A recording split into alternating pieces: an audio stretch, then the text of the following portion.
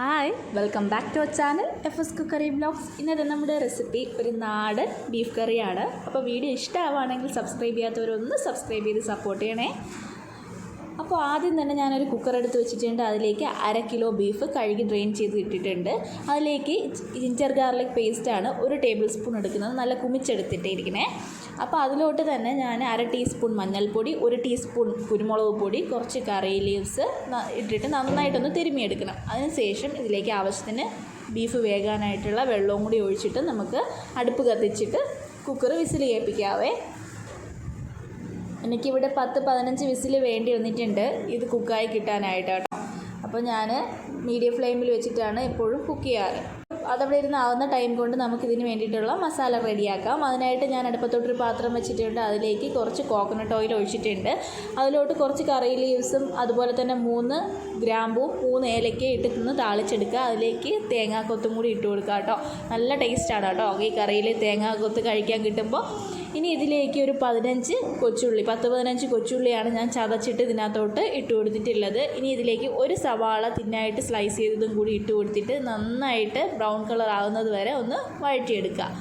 അപ്പോൾ ഇവിടെ ഗോൾഡൻ നിറമൊക്കെ ആയിട്ടുണ്ട്. ഈ ഒരു സ്റ്റേജിൽ ഇതിനകത്ത് പൊടികൾ ചേർത്ത് കൊടുക്കാം. അതിനായിട്ട് 1/2 ടീസ്പൂൺ മഞ്ഞൾപ്പൊടി, 1.5 ടീസ്പൂൺ കുരുമുളക് പൊടി, 1 ടീസ്പൂൺ മുളക് പൊടി, 2.5 ടീസ്പൂൺ മല്ലിപ്പൊടി, അതിൻ്റെ കൂടെ 1/2 teaspoon garam masala, 1 teaspoon fennel powder, അതായത് പെരുംജീരകം പൊടിച്ചത്.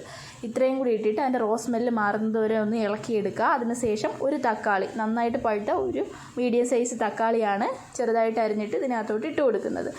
എന്നിട്ട് നന്നായിട്ട് അതൊന്ന് ഇളക്കി തക്കാളിയൊക്കെ ഒന്ന് വെന്ത് വരുന്ന സ്റ്റേജിൽ നമുക്ക് വേവിച്ച് വെച്ചിരിക്കുന്ന ബീഫ് അതിനകത്തോട്ട് ഇട്ട് കൊടുക്കാവുന്നതാണ് കേട്ടോ.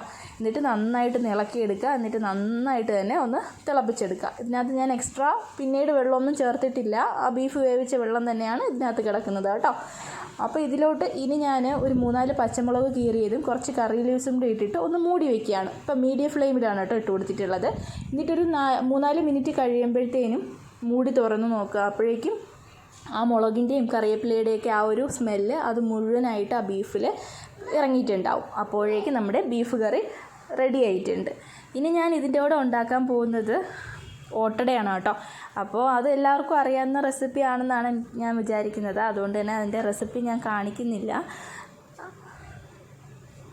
അപ്പോൾ ഓട്ടട ചട്ടിയൊക്കെ ഉണ്ടെങ്കിൽ ഇതുപോലെ ഉണ്ടാക്കിയെടുത്തിട്ട് നമുക്ക് സെർവ് ചെയ്യാവുന്നതാണ് കേട്ടോ. നല്ല കോമ്പിനേഷനാണ് ഓട്ടടയും ബീഫും.